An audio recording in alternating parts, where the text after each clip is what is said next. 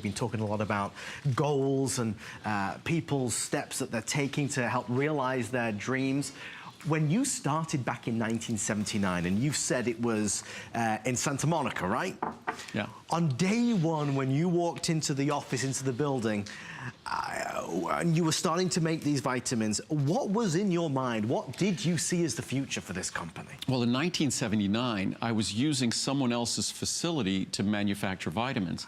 I couldn't even afford to have my own facility, so I basically made a trade with someone. I was doing seminars for doctors on their behalf. They made supplements, and in return, I got to use their equipment to make my own vitamins. Oh, so the only thing I wanted to do was make vitamins for me.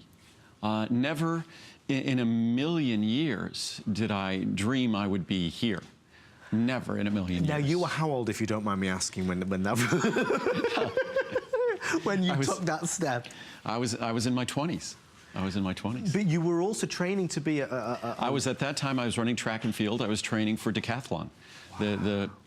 I was going to say the Bruce Jenner, but no longer Bruce Jenner type thing, yes. That's good. That's the 10 events. I won't be following in his footsteps in that regard. I didn't win a gold medal, and I won't be following his footsteps. Very current affairs. We cover all topics here on the Monday Night Show. Okay, we're going to quickly introduce what this is. By the way, an incredibly nice guy. Well, you can tell from the interviews. Nice you really woman can. now, but yes. You know, a special person who's really encouraged a lot of folks. Always very, very gracious to me when I was very young. Yeah. And inspired a lot of people. Yep. We're going to introduce this very next product, and then we're going to head out to the phones. Andrew, you know I can steal the limelight from you on this one, because this product has helped me so tremendously. For anybody that's never tried Ultimate Friendly Flora, what is it? Ultimate Friendly Flora is our most potent source of probiotics. The Friendly Flora that, unbeknownst to most of us, outnumber us.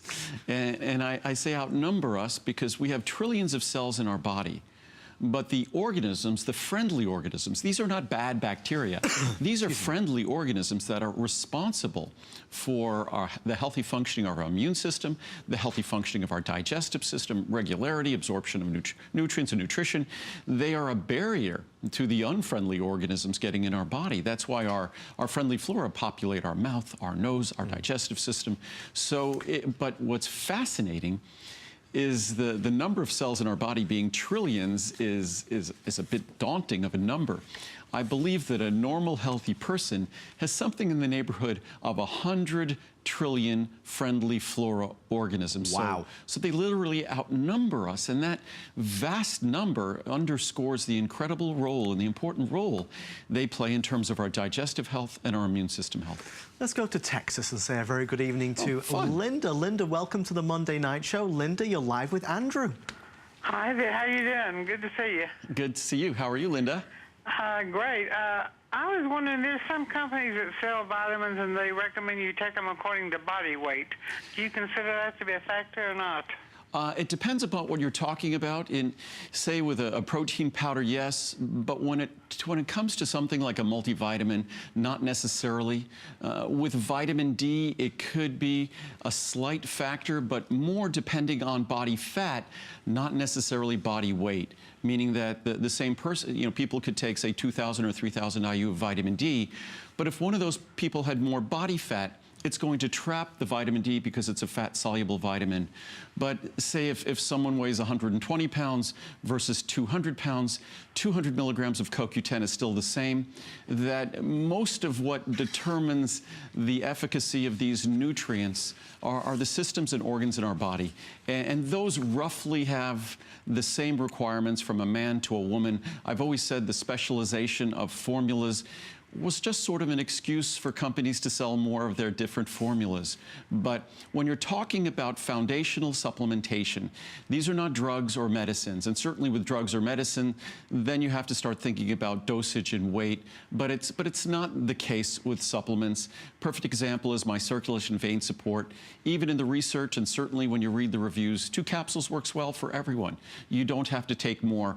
It might be an excuse for certain companies to recommend that people take more of their products, but I haven't seen sufficient science to warrant that kind of recommendation. So the recommendation on the bottle is generally sufficient for everyone who's going to consider using it. That's great to know. Thanks a lot. Sure, you're welcome, Linda. Thank you, Linda. Bye-bye. Thank you for taking the time. It's a great question, because I think so many of us encounter that when we might be dealing with other products or pharmaceuticals or things like that. That we assume that a one-a-day vitamin for one person, maybe right. if you know, say Muriel weighs significantly less than me, right.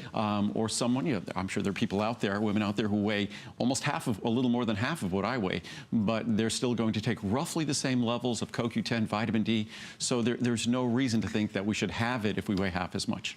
We're going to head along. If you'd like to order the Ultimate Friendly Flora, again, very special pricing.